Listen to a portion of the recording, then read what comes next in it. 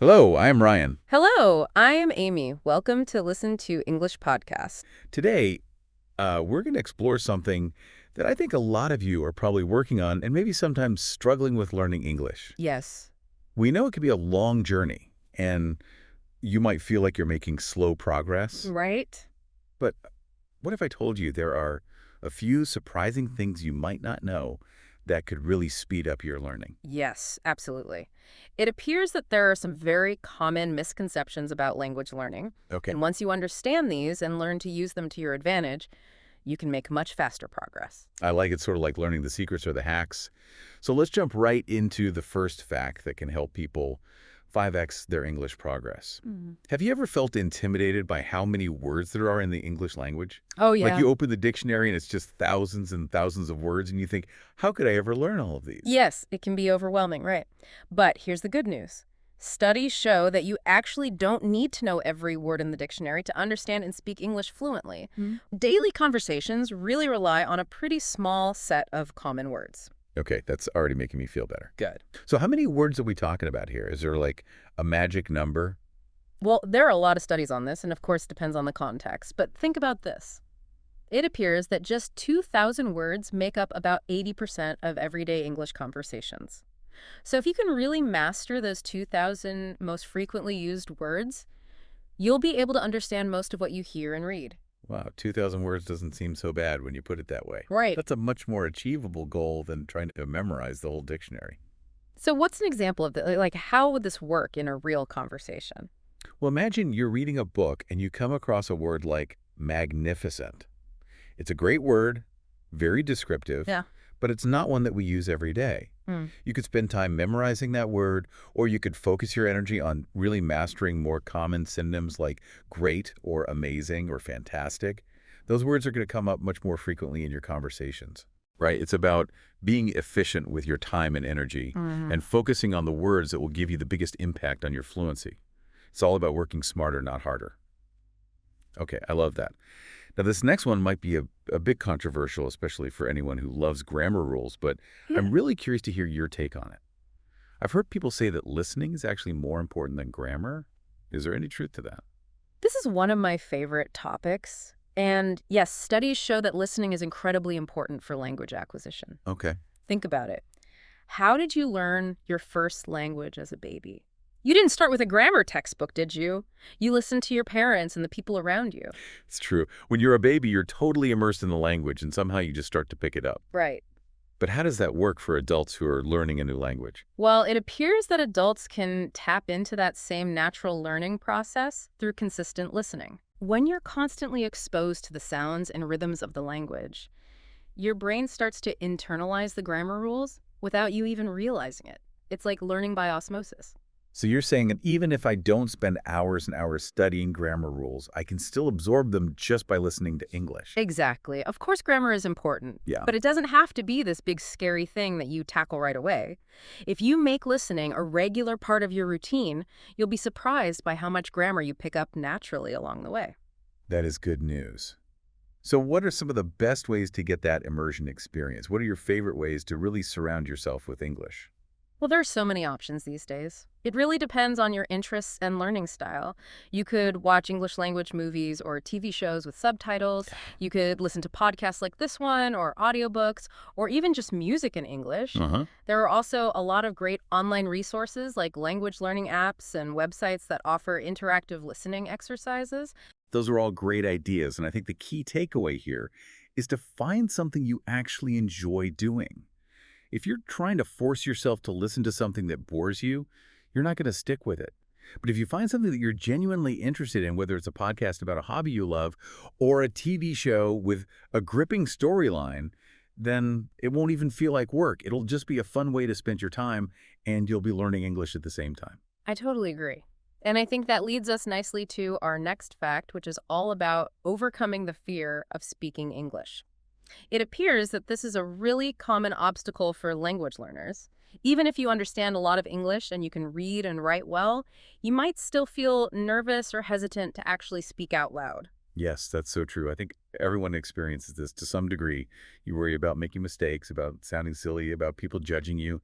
It can be really intimidating to put yourself out there and speak in a language that's not your native tongue. Right, but here's the thing. Studies show that making mistakes is actually a crucial part of the learning process. Think of it like a baby learning to walk. They're going to fall down a lot, but each time they fall, they're learning something new about balance and coordination.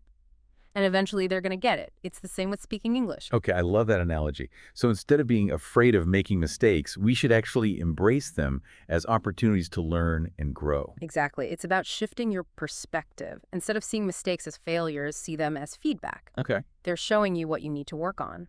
And the more you speak, the more comfortable and confident you'll become. It's just like any other skill. Practice makes perfect. So true. Okay, so we've talked about the power of focusing on high-frequency words, the importance of listening, and the need to embrace mistakes when speaking. What's the next fact that can help us boost our English progress? This one might seem obvious, but it's so important and so often overlooked. It's the power of daily practice.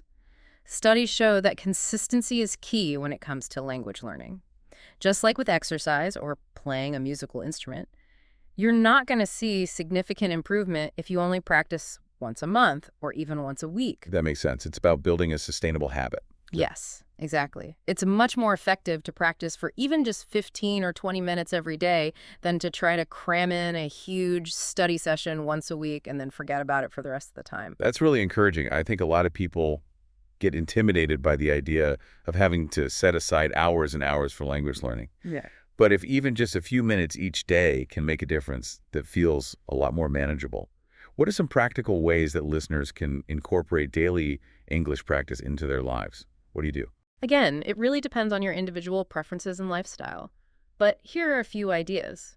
You could start your day by reading a news article in English or listening to a short podcast episode during your commute.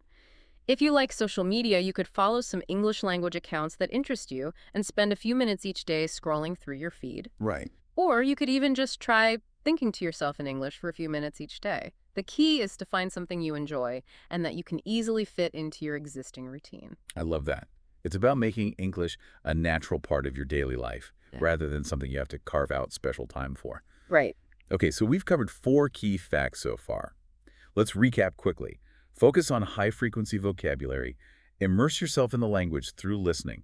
Don't be afraid to speak and make mistakes, and practice daily, even in small chunks. Exactly. What's the final fact that can help us reach that 5x English progress goal? The fifth and final fact is all about finding ways to make your English learning journey enjoyable.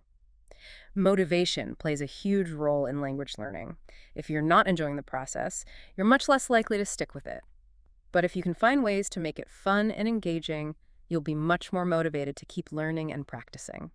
I think that's great advice, but it can be hard sometimes. Yeah. How do you make learning a new language fun? Well, I think it starts with identifying your passions and interests.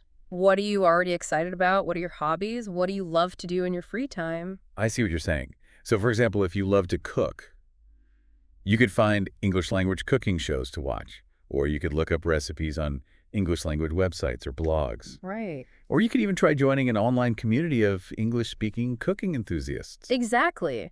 By connecting your English practice to something you already enjoy, you're making it intrinsically motivating. It won't feel like a chore anymore. It'll feel like something you're excited to do. That is such a good point. Okay, so let's review those 5 key facts one last time. We begin. Focus on high-frequency vocabulary. Immerse yourself through listening. Embrace speaking, and don't be afraid of mistakes. Practice daily, even in small chunks, and make it enjoyable by connecting it to your passions.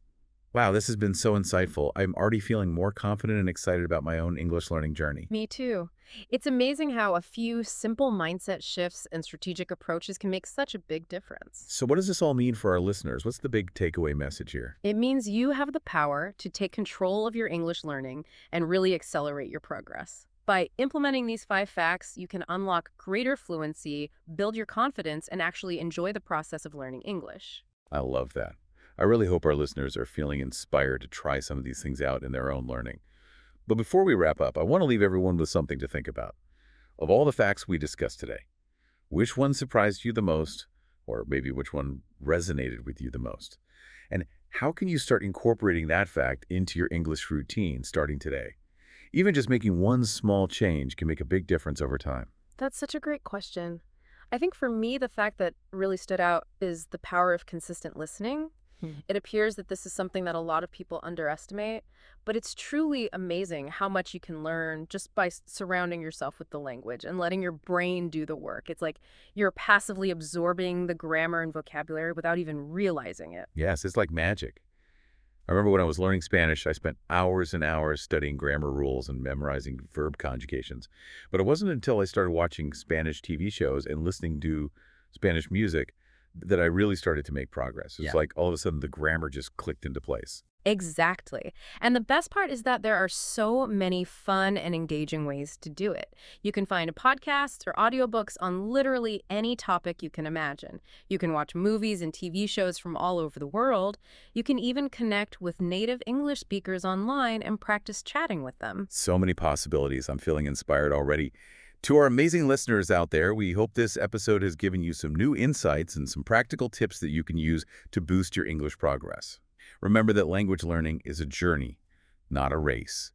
Be patient with yourself, celebrate your successes, and don't be afraid to make mistakes along the way. And above all, have fun with it. The more you enjoy the process, the more likely you are to stick with it and reach your goals. That's such great advice. Thank you so much for joining us today and sharing your expertise. It was my pleasure. And to everyone listening, thanks for being here. We'll catch you in the next episode. If you enjoyed this episode, please like and subscribe.